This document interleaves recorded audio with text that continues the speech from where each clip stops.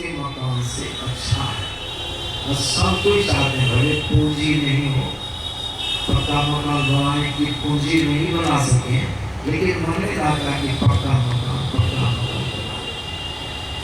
ठीक उसी प्रकार संत लोग क्या करते हैं, सत्संग करो, पक्का का मकान बनाओ, मतलब सत्य का संग करो। सत्य का संग कर लोगे तो बराबर जो हम लोग सत्य का संग करके दुख भोगते हैं, वह दुख आपका खत्म हो जाएगा। सत्य का संग। और कहिएगा कि सत्य क्या है, जो उसका हम संग करेंगे, ये भी जानना जरूरी। सत्य किसको कहते हैं? तो संत महात्मा लोग, बाबा लोग बराबर संत कबीर साहब की परिभाषा सुनाते हैं। बाबा कबीर साहब संत पहुंचे, उनको बहुत लोगों ने बड़ा वैज्ञानिक भी कहा है। उनकी बड़ी खोज है, जो खोज संतों ने की है वह खोज अब तक वैज्ञानिकों ने नहीं किया है। सत्य की खोज। सत्य क्या है? बाबा कबीर की परिभाषा कितनी छोटी परिभाषा है। सत्य किसको कहते हैं? साधारण बात नहीं। बाबा कबीर साहब ने सत्य की परिभाषा की है कि सत्य सोई जो विषय नहीं। देखिए ऐसी खोज है। उनकी परिभाषा पर कोई चाहे कोई आघात करे, करे, असंभव है, संभव ही नहीं। औकात की बाबा कबीर साहब कहते सत्य सोई जो विषय नहीं। सत्य उस पदार्थ को कहते जो कभी भी नष्ट नहीं होता है। ऐसा क्या है? कभी भी नष्ट नहीं होता। ये बढ़िया बात है कि खराब बात है? जो चीज कभी नष्ट नहीं हो, शब्द लोग कहते हैं उसका संग कर लो। तुम कौन? तुम जीव, उसका संग कर लो।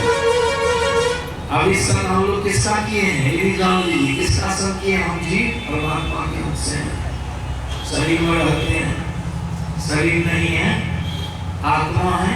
किसका संग किए हैं? देह का, शरीर का संग किए। ये शरीर सत्य है क्यों सत्य है? वो आदमी कहिएगा कि शरीर सत्य है, नहीं कर सकते।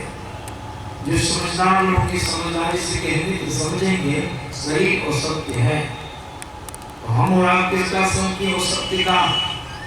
यह कभी कभी नष्ट होगा, नाश होता है, और नाश की क्रिया इसमें आरंभ है। ये भी देख लीजिए, नाश की क्रिया आरंभ है, प्रारंभ है, नाश हो रहा है। नाश को कहते हैं परिवर्तन को। परिवर्तन को क्या कहते हैं? विनाश। इसलिए कबीर साहब ने कहा सत्य सोई जो विषय नहीं। सत्य उस पदार्थ को कहते हैं जो कभी नष्ट नहीं होता है। ऐसा कोई पदार्थ संसार में आपको नहीं मिलेगा इस परिभाषा के मुताबिक। परिवर्तन क्या है? विनाश का प्रतीक है। परिवर्तन होते किसी चीज में देख लीजिए, परिवर्तन हुआ, अग्नि बदली हुई, हीरा बदली हुई, समझ लीजिएगा कि वस्तु कभी कभी अवश्य ही नष्ट हो जाएगी। तो परिवर्तन क्या है? परिवर्तन नाश का, विनाश का प्रतीक है, चिन्ह है। एक व्यक्ति परिवर्तन तो एक व्यक्ति विनाश, एक व्यक्ति मृत्यु। हमारा शरीर देखिए, शरीर कैसा था पहले? माता गर्भ से जब शरीर बाहर निकला कैसा शरीर था? ऐसा था जैसा भी है? नहीं। क्या हुआ? परिवर्तन हुआ। परिवर्तन होते देख रहे हैं, तो परिवर्तन के अंत में क्या होगा? परिवर्तन का जब अंत हो जाएगा, परिवर्तन होने के कुछ बचेगा नहीं, यह शरीर नष्ट हो जाएगा, शरीर मर जाएगा, मर जाएगा। लेकिन आप नहीं मरे, आप रहे, आप रह गए, शरीर मर गया।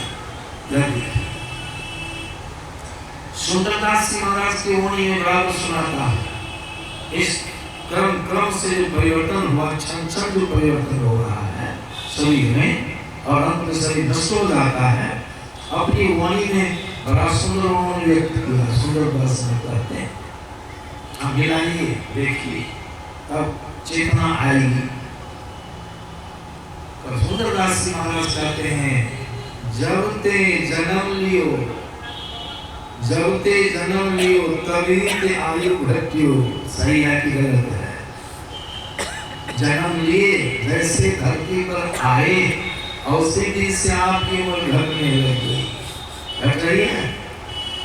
पहला दिन, दूसरा दिन, तीसरा दिन, चौथा दिन, पांचवा दिन और छठा दिन। छठी मनाते हैं। कै दिन हो गया? 6 दिन। मतलब क्या हुआ? 6 दिन बढ़ा के घटा, घट गया। क्या घटती जा रही है? बड़े मनाते हैं बच्चे की, मनाते हैं। एक मास में मनाते हैं, आप 10 मास में मनाते हैं। मनाते हैं कि नहीं? जाए वर्ष बीत लिया, उतनी मोमबत्तियों को फूंक देते हैं, बुझा देते हैं। अज्ञान नहीं हो रहा है। उतनी मोमबत्तियां बुझ गई। बुझने का मतलब क्या? उतनी उम्र आपकी चली गई। शरीर बढ़ रहा है, शरीर बढ़ रहा है, लेकिन उम्र आपकी घट गई है। शरीर बढ़ना परिवर्तन की निशानी है। आप परिवर्तन नाश की निशानी है। परिवर्तन कहते सुंदरदास महाराज। कैसे कैसे परिवर्तन होता है? आज और काल और दिन, दिन होत और दौड़ियो दौड़ियो फिरत खेलत और खात है बालपन विद्यो जब जवान लगी है आए। बाल्यावस्था चली गई, बड़ी सुनाली अवस्था।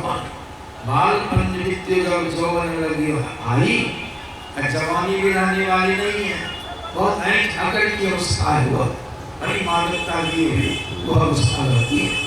ये कहते हैं बालपन विद्यो जब जौवन लगी है आई। जौवन हो विद्यो, जौवन हो विद्यो, जवानी में बीत गई। कौन अवस्था की?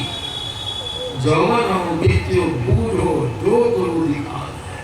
बूढ़ा से भयावह से कंकाल तंत्र की तरह शरीर, गुरु शरीर, सुंदरता विहीन शरीर। ऐसा परिवर्तन हुआ कि नहीं? शरीर में परिवर्तन होना है। आप मन अवस्था है, आप परिवर्तन का अंतिम समय। सुंदरदास महाराज कहते हैं, सुंदर कहत ऐसे देखते ही बुझी गयो, ऐसे देखते ही बुझी गयो। कैसे? तेल घट गयो जैसे दीपक बुझा। तेल घट गया और दीपक बुझ गया। शरीर गिर गया, वृद्धावस्था में नाश हो गया। तो आपकी दोस्ती, आपका संबंध, आपका संधि से था, शरीर से नाशवान हो रहा, नष्ट हो गया। आप रहे सुख मिला के दुख, वियोग में दुख और मिलन में सुख। दुख हो जाता है, मृत्यु से जीव को हाथ पर हो। फिर हो जाएगा जन्म, फिर हो जाएगा मरण, फिर की बनावट क्रिया चलती रहेगी। असत्य के संग का प्रभाव ये आपको दुख मिलता है। इसलिए सत्य लोग कहते हैं शरीर असत्य है, नाशवान है, आप हैं सत्य। आप क्या हैं? सत्य। कैसे सत्य हैं? जान लीजिए, आप सत्य हैं, चेतन आत्मा है। आप शरीर नहीं, परमात्मा के अंश हैं। आप सत्य हैं। माता के गर्भ में भी आप ही थे कि कोई दूसरा था? अभी हम ही हैं, कोई दूसरा हो गए। माता के गर्भ में भी आप थे। शरीर जन्म लेके बाहर आया, बाल्यावस्था में भी आप थे, लड़कपन अवस्था में भी आप, जवानी अवस्था में भी आप, बुढ़ापा में भी आप। अब मरने लगता है शरीर तो उस समय भी आप ही रहते हैं। लोगों को तक जाते हैं, कहाँ सुना, माफ कीजिएगा अब हम जा रहे हैं। अब जाने में शरीर से निकल रहे हैं, शरीर बढ़ गया। आप स्वप्न में भी आप, स्वप्न में भी आप, अभी जागृत में भी आप, सुसुप्ति में भी आप, सबसे आप सभी आप सत्य हैं, परमात्मा के अंश हैं। लेकिन संत असत्य का बराबर जन्मता मरता है। जन्मने मरने का कष्ट आप जो संग किए हैं आपको भोगना पड़ता है। इसीलिए संत लोग कहते हैं आप सत्य हैं, और परम सत्य परमात्मा है, उसी के अंश हैं, लेकिन आपने संग कर लिया तो सत्य का। गुरुदास की वाणी सुन लीजिए। गुरुदास क्या कहते हैं? 12 मासा की कड़ी है, उसमें गुरुनाथ वर्णन करते हैं कार्तिक काया। कार्तिक काया, काया माने शरीर, नीच माया मूत्र बुंद से है बनो। आप सत्य परमात्मा से बने हैं, लेकिन संग किसका कर लिए हैं? जो मूत्र की बूंदे से बनी है, बना है काया शरीर। शरीर कौन चीज से बना है? माता की रज और पिता का वीर्य, दोनों के ज्ञान से यह शरीर व्यवस्थित हुआ है। गुणाचा करते सोदी माही पूरन मलन सौजो जाए नहीं सकलो गलो। माही, इसके अंदर माही पूरन मलन, पूरन मल पूरा मल। शरीर के अंदर क्या है? कब सब मल है कि पूरा मल है? पूरा मल ही मल है, लोगों को दिखाई नहीं पड़ता है। ऊपर से चढ़ दीवारी की दीवार, स्थूल शरीर की दीवार, और उस पर जो है कलई की गई, कलई पेंट करते हैं। पेंट करने पर अंगिरा सब, कुर्सी सब कितना अच्छा लगता है, लगती है देखने में। मिट्टी की मूर्ति को उसको पेंट कर दिया, कितनी अच्छी पत्थर की मूर्ति है। उसी प्रकार परमात्मा सब पेंट कर दिया है, सब कुछ दिया है, चमक धमक खूब सुंदर शोभित, अधिक अधिक सुहावना। लेकिन अंदर में क्या है? खोद के देखिए, खुद ही देखिए क्या है। गुनाह से वाणी माही पूरन मलन सौजो जाए नहीं सकलो गलो। उस मल की गणना नहीं है, प्रकरणों से बल्कि संसार है। और कोई दुर्गंधी वाला मल होगा प्रकरणों से बल्कि कोई बुरी मल। सबसे भयंकर मल है प्रकरण, फर्स्ट स्थान, सेकंड में पेशाब, थर्ड में है थूकरा और कटार, थर्ड फोर्थ में नेटा नकली नाक में, उसके बाद काम में कुत्तू, आँख में किच्ची,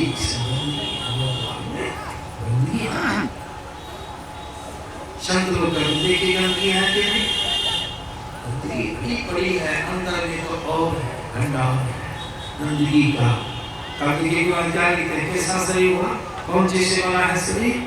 आप गुनाह करते हैं ऐसो तन संग, ऐसो तन और उसका संग, उसका जीव है कल्याण में रहिएगा। अब सब लोग आगे हम क्या कहते नहीं, अब इसका संग छोड़ो, सत्य का संग लो। सत्य कौन है? परमात्मा, ईश्वर सत्य है, ईश्वर सत्य है, परम सत्य है, और उसी के आप अंश हैं। आप परमात्मा का संग छोड़ करके लोभ लालच के कारण, पंच विषय भोग के कारण आप फंस गए शरीर संसार में। सृष्टि के प्रवाह में बह करके आप शरीर का संग कर लिए हैं। शरीर के संग का फल यही है जन्म मरण, जन्म मरण। किसका जन्म? जन्म किसका होता है? आपका। बहुत लोग कहते हैं हमारा जन्म हुआ 15वीं में, इसलिए सत्संग सुनना चाहिए। आपका जन्म हुआ, आप मरते हैं क्या? नहीं, मरना तो भ्रम है, आप कभी नहीं मरते। मरता है शरीर, जन्मता है शरीर, शरीर का जन्म हुआ, शरीर का मरण होगा। और जन्म और मरण का दुख आपको इसलिए भोगना पड़ता है कि आप शरीर में फंसे हैं। शरीर का आपने संग कर लिया, शरीर से आपने दोस्ती कर लिया, तो जन्मने मरने का फल दुख आप। इसीलिए संत महात्मा लोग सत्य का संग, सत्य का, परमात्मा का संग। ये जीवात्मा सब शरीरों का संग त्याग करके अगर परमात्मा का संग कर लेगा, उसको क्या कहेगा? यही हुआ सत्संग। आत्मा का संग परमात्मा से हो जाए, इसको क्या कहेगा? सत्य का संग, सत्य से हो गया। ये एक नंबर का सत्संग। वहाँ न जन्म है, न मरण है, न सुख है, न दुख है, न दिन है, न रात है, कोई सामने है। आपका परम धाम है, ईश्वर का परम धाम है, आपका हो गया। यह एक नंबर का सत्संग। यह सत्संग सबको पसंद है कि नहीं? सबको, हिंदू को भी, मुसलमान को, ब्राह्मण को भी, शूद्र को भी यह सत्संग सबको पसंद हो जाएगा। कबीर साहब कहते हैं ऐसा सत्संग जो होगा तो बाबा कबीर की वाणी भी सुन लीजिए थोड़ा इस संबंध में। बाबा कबीर कहते हैं ऊंचा महल, ऊंचा महल, ऊंचा महल तो संसार में बहुत मिलेगा, लेकिन उसमें शर्त लगी है क्या? अगमपुर जहाँ, अगमपुर, अगमपुर माने जहाँ काल का गम नहीं, या जहाँ किसी इंद्रियों की पहुंच नहीं हो, इंद्रिय ज्ञान से ऊपर का इंद्रिय नहीं जा सकते, वहां से आप ही जा सकते। ऊंचा महल अगमपुर जहाँ, वहाँ क्या होता है तो संत समागम हो। संत समागम माने स्थूल सूक्ष्म कारण महाकारण शरीर से जीव अपना संबंध तोड़ के साधन के माध्यम से जीव चला जाएगा कहाँ? कैवल्य मंडल में ऊंचा महल, परमात्मा धाम चला जाए। ऊंचा महल अगमपुर जहाँ संत समागम। संत समागम का मतलब क्या हुआ? परम संत परमात्मा और जीवात्मा हम उसके अंश, यहाँ से जीवात्मा जाके परमात्मा जाके मिल गया। तो क्या वह संत समागम हो? जो कोई पहुंचे वही लगड़िया आवागमन न हो। आवागमन न होने का मतलब क्या हुआ? सब शरीरों से आपका संबंध टूट गया, आप अलग हो गए, सबसे दोस्ती आपकी छूट गई, आप अपने में व्यवस्थित हो गए, आत्मज्ञान हो गया, आत्मदर्शन हो गया, अपना ज्ञान हो गया। मैं नहीं जन्मता हूँ, नहीं मैं मरता हूँ, नहीं हमको भूख लगती, नहीं प्यास लगती, आपका है। लेकिन यह जो एक नंबर का सत्संग होगा, कैसे होगा? अभी जो इतनी बातों को सुने हैं यहाँ बैठ के, उसी सत्संग से संबंधित बातों को चर्चाओं का आपने सुना है। यह क्या होगा? इसको क्या कहिएगा? यह भी सत्संग ही है। सत्संग से संबंधित बातों को सुने हैं, यह है सत्संग। लेकिन यह द्वितीय श्रेणी का, जब तक द्वितीय श्रेणी का सत्संग नहीं कीजिएगा तब प्रथम श्रेणी का सत्संग, अंतिम सत्संग वो नहीं होगा। इसलिए सत्संग की बड़ी महिमा है, इसका संतों ने बड़ा महत्व दिया है। तुलसीदास जी महाराज की वाणी में भी श्रवण की और प्रवचन में भी सुनाया गया है। इस सत्संग के विषय में क्या सुने? तुलसीदास जी महाराज कहते हैं मुद मंगलमय संत समाजू। मुद मंगलमय, मुद माने सबको जानते हैं, मुद माने आनंद को, और मंगल माने कल्याण। साधु का समाज सत्संग में आनंद की प्राप्ति भी होगी और प्लस कल्याण, आनंद प्लस कल्याण। और सत्संग के बाद संसार जब कहीं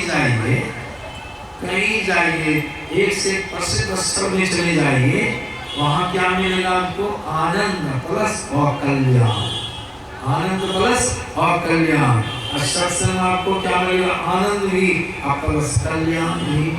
कल्याण में सत्संग सुनते हैं, ज्ञान होता है, आनंद होता है। और संतों की ज्ञान होता है, साधन करेंगे, सत्य का संग करने का जो है, ये जो विधि है, उसको जब कीजिएगा तो क्या हो जाएगा? आपका आनंद कल्याण। संसार में जहाँ जाइए आनंद प्लस और कल्याण। उदाहरण के लिए आप सुन लीजिए, मछली बजाने वाला जो मछली को बजाता है, क्या प्रबंध करता है?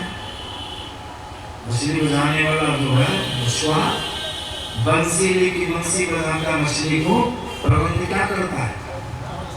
बंसी प्लस चाली, बंसी प्लस चाली। मछली के लिए क्या है? कैसा विषय है? आनंद। चाली आनंद का प्रतीक है, और उसके अंदर बढ़ाने वाली बंसी वो बंसी का प्रतीक है। और कल्याण देखिए, प्रत्यक्ष में मछली को आनंद तो मिला, चाली खाई, आनंद तो मिला, लेकिन बंसी जो गलफड़ में रस गई, अटक गई, फंस गई, रच गई, तब क्या हो गया? मछली को अब देखिए मछली को क्या हो पहले आनंद, अब क्या हो गया फंस गई। उसी प्रकार सब लोग संसार में क्या मिलेगा आपको, पंच विषयानंद। संसार में क्या कोई भी हो कहीं भी जाइए, पांच विषयानंद, पांच विषय भोग का आनंद। विषय भोग का आनंद रहता अच्छा लगा। आँख का विषय रूप, कान का विषय शब्द, नाक का विषय गंध, जिह्वा का विषय स्वाद, चमड़ी का विषय स्पर्श। पांच विषयों को संसार में जितने लोग हैं वो भोगते हैं। पांच से छठा विषय नहीं, पांच विषय। पांचों विषय के भोग आनंद संपूर्ण जीवन को पूर्ण विषय भोग। आनंद तो मिल रहा है, लेकिन इसके साथ जुड़ा हुआ क्या है, इसके साथ क्या जुड़ा, आनंद प्लस कल्याण। विषय का हिज्जा लगाइए, विषय भोगते हैं, विषय का हिज्जा लगाइए। क्या लगाते हैं हिज्जा, वह हर स्वरी का वो धर्म और यह विषय, यह आनंद का प्रतीक है। यह का प्रभाव जब खत्म हो जाएगा तब किसका प्रभाव पड़ेगा आपके ऊपर, असर। यह को हटाने के बाद क्या बचेगा, विश्व, दुख और कल्याण। तो संसार में कहीं भी कल्याण आनंद नहीं है। आनंद मिलेगा लेकिन कल्याण आपको प्राप्त नहीं होगा। कल्याण प्राप्त करना चाहते हैं और आनंद प्राप्त करना चाहते हैं, संत तुलसीदास जी महाराज की वाणी में आया, बुध मंगलमय संत समाजो, संतों का समाज। और यह है क्या, कहते हैं बुध मंगलमय संत समाजो, जो जग जंगम तीर्थ लाओ, जो संसार में चलता फिरता तीर्थराज प्रयाग है। देख लीजिए इसकी उपमा, इसकी संज्ञा कैसी दी गई है, इसकी संज्ञा दी, चलता फिरता तीर्थराज प्रयाग। ये हमारे नाम भी नहीं भूल जाता, खगेंद्र बाबू के दरवाजे पर हो रहा है आरामी। हम सोचे थे 10 लोग आए होंगे, हमको कहा श्वास मेरा दवा 2-3 दिवस, लेकिन यहाँ आए देखो लोग पंडाल बड़ी ही है, साधारण बात नहीं है। इसको क्या कहते हैं, इनके दरवाजे पर जो प्रवाहित हो रहा है इस साधारण से नहीं है, इसको कहा गया तीर्थराज प्रयाग। अब प्रयाग शब्द जब आता है तो सबों का कान खड़ा हो जाता है, वो लोगों का क्या, तीर्थराज प्रयाग। तीर्थराज प्रयाग कहाँ है, इलाहाबाद में। आप लोगों में से बहुत लोग गए होंगे, हम भी गए। तीर्थराज प्रयाग है, वहाँ त्रिवेणी संगम है, 3 वेणियों का मिलन है, गंगा जमुना और सरस्वती, 3 नदियां वहाँ मिली हुई है। वहाँ जाते लोग नहाते हैं, संगम, संगम मिलन स्थल को कहा, 3 नदियों का मिलन हुआ है। सरस्वती की धारा को दिखाई नहीं पड़ती है, लेकिन जहाँ दोनों नदियों का मिलन हुआ है वही मिलन रेखा, जो मिलन रेखा बहुत बारीक है, अंतर से है, वही है सरस्वती की धारा। वहाँ त्रिवेणी, संत लोग कहते हैं वहाँ जो स्नान करते हैं त्रिवेणी में, हम भी स्नान किए हैं, वहाँ जो स्नान करते हैं कृष्ण का स्नान होता है। क्या की जो शरद के अनुयायी आए हैं, जो अभी तक दीक्षा नहीं ली है, विचार कीजिए वहाँ स्नान किसका होता है, कहते हैं ना हम बढ़िया स्नान किए, त्रिवेणी की बात है, थोड़ा सा स्नान किए, हम स्नान किए। तो बिचारी आप स्नान किए, ये आपके शरीर का स्नान होगा, किसका स्नान होगा, शरीर का स्नान होगा, काफी का स्नान होगा, बड़ा विषय। आप जब डुबकी लगाने लगते हैं, प्राय लोग क्या करते हैं, पहला काम डुबकी लगाने के पहले चुटकी से नाम बोलते हैं कि मुंह को मुंडी ऊपर करा, पानी तो भीतर चलना ही है, बंद है, उस पर पानी नहीं जाएगा, मुंह बंद, नाक बंद, कान बंद, आंखें बंद, डुबकी मारे, डुबकी मार के उठे, हम नहाए। किसका स्नान हुआ? इसलिए कहते हम नहाए कि हम और आप शरीर को अपने से अलग नहीं मानते। शरीर को देखते कहते हम हैं, क्या कहते हम हैं, आप हैं, देह, आप शरीर है नहीं, आप शरीर में अंदर में है, आपका शरीर है। हम धोती पहने हैं, देखते धोती आप लोग भी पहने हैं, क्या कहते हैं? मेरी धोती है, मेरी धोती है, ऐसा कहते हैं कि हम धोती हैं, हम कुर्ता हैं, ऐसा बोलते हैं। कोई ऐसा बोलिएगा कि हम धोती हैं, लोग सुनेंगे जिसका दिमाग खड़ा हो गया है। हमारी धोती है, आपकी देह है, आपका शरीर है। नहाया तो आपका शरीर नहाया, आप तो अंदर में हैं। आप बोलने वाले कहाँ में हैं? चौना में, कहाँ है? चौना में, कि ढोली में, कि छाती में, कि कंठ में, कहाँ है आप? शंकर ने इसका जवाब दिया, बाबा कबीर ने जवाब दिया, आपका वासा कहाँ है शरीर के अंदर में? बाबा कबीर पहले प्रश्न करते हैं। बाबा कबीर कहते यही तन में मन कहाँ बसत है, निकस जात के ठोर, गुरुगम हो तो पढ़ ले, अनातर कर गुरु। यही तन में मन कहाँ बसता है, जीव कहाँ बसता है? गुरु से ज्ञान प्राप्त है तो परख लीजिए, नहीं तो गुरु की शरण में जाइए। आप कहाँ है अपना ज्ञान प्राप्त कीजिए।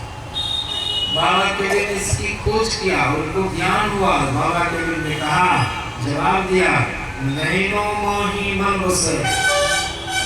जी का भाषा कहाँ है?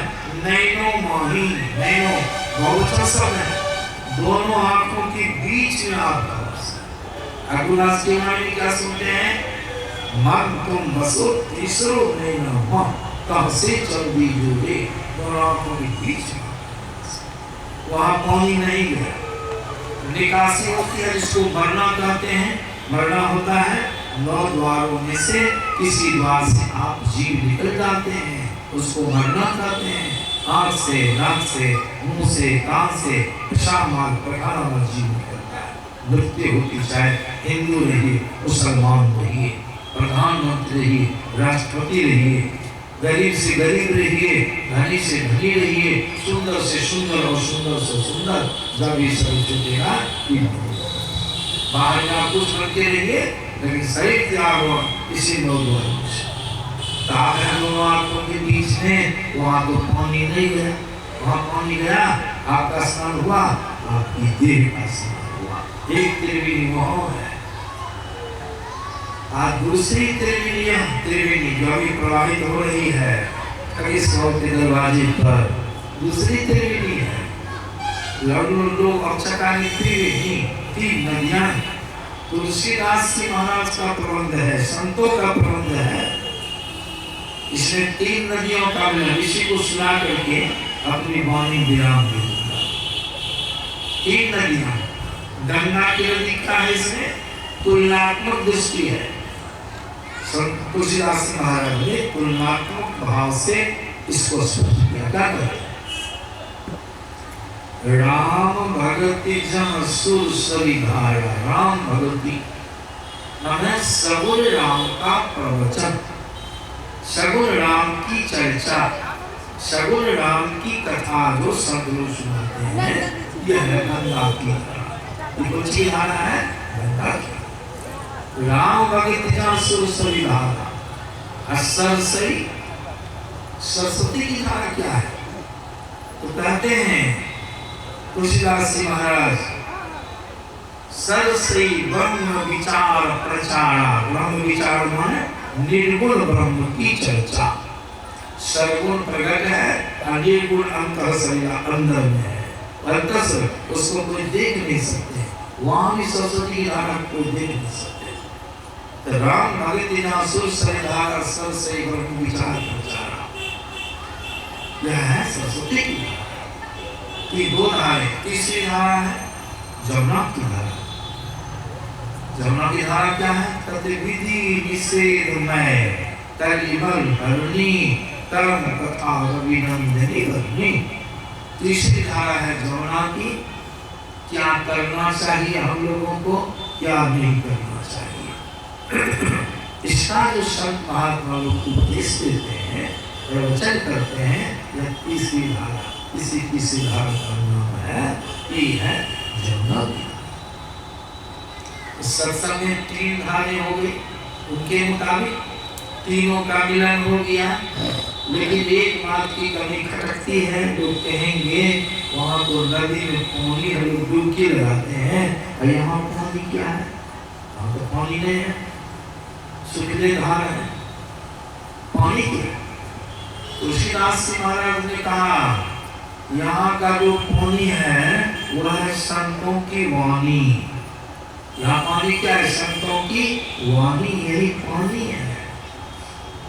स्नान किसका हो रहा है, देखिए प्रत्यक्ष स्नान किसका हो रहा है, शरीर तो बैठा हुआ ही है, शरीर का स्नान तो हो ही रहा है, लेकिन सबसे बड़ा स्नान किसका हो रहा है, आपका। कैसे, कान हो करके ये पानी, दोनों कान हो के जहाँ आप अंदर है, तो आंखों के बीच में वहाँ पानी रूपी पानी जा रहा है कि नहीं, सुन रहे हैं कि नहीं, ज्ञान हो रहा है कि नहीं, प्रेरणा हो रही है कि नहीं, मन में भाव जगता है कि नहीं। ये देखिए आप किसका सुना हो रहा है, आपका यह कैसा, कैसे त्रिवेणी है, चलता फिरता चलता भी है, जा रहा है, ये नहीं चलते चलते क्षमा ही गया, लौटने में आए सो है, चलता फिरता में लौटना। फिर आज हम लोग सत्संग किए देखा भगवानपुर में,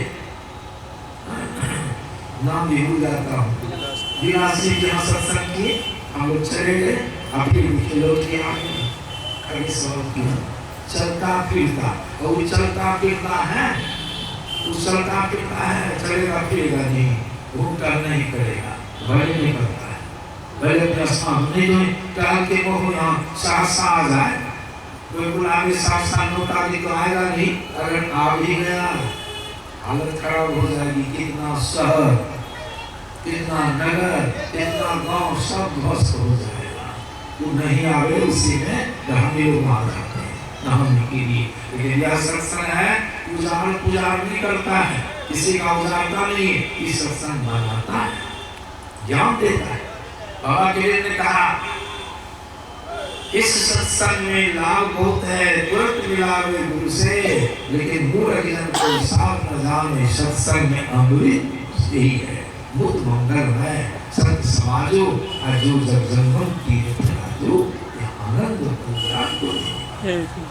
इसीलिए मैंने कहा कि जो सत्संग सुनेंगे बढ़िया से, उसको महसूस हो जाएगा कि नहीं, ये सबके लिए जरूरी है। जन्म मरण के चक्र से सब छूटना चाहते हैं।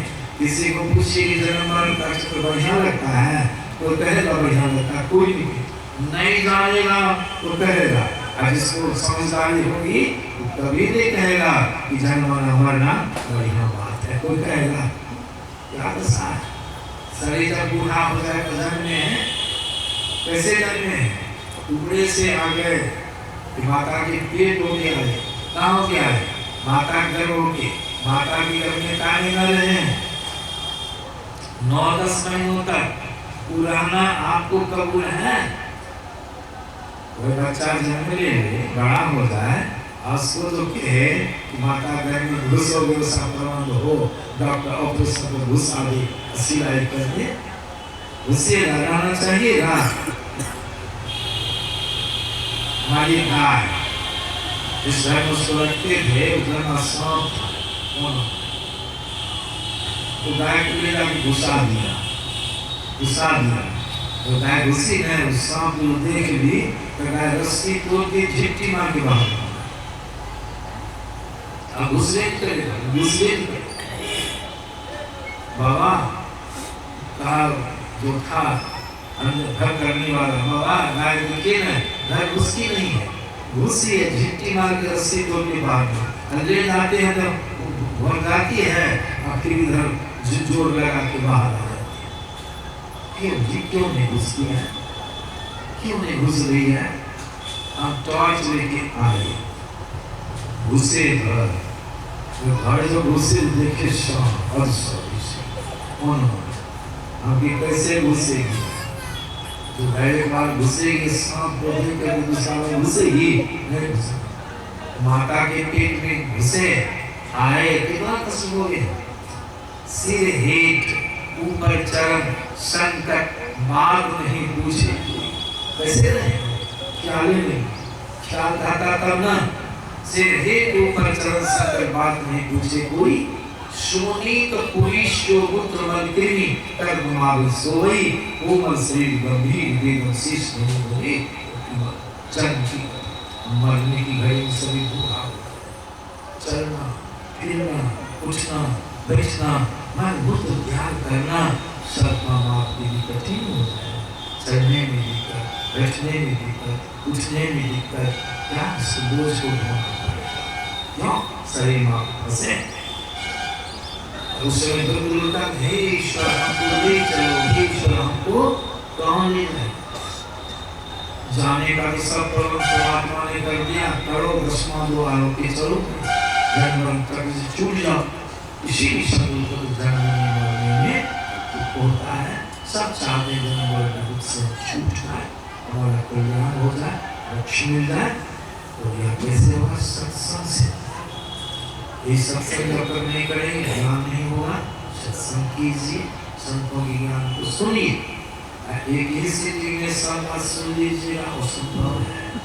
इसलिए कहा जाओ भूतकाल कर। अभी हमको भी दिक्कत है, अब सब ठंडी हो रही है, लोग टाटा हो, आरती होगा,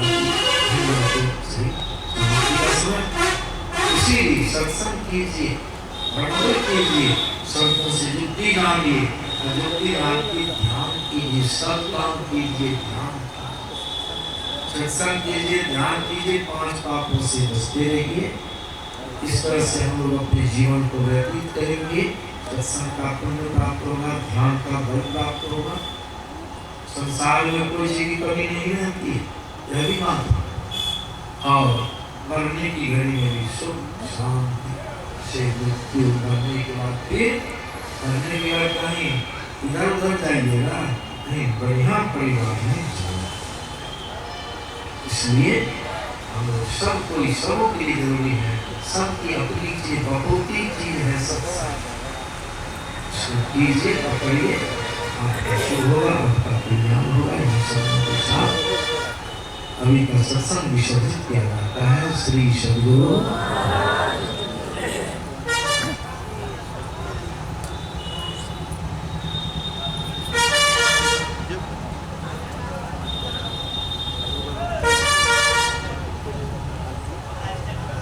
भजन सुनबे की आरती है। भजन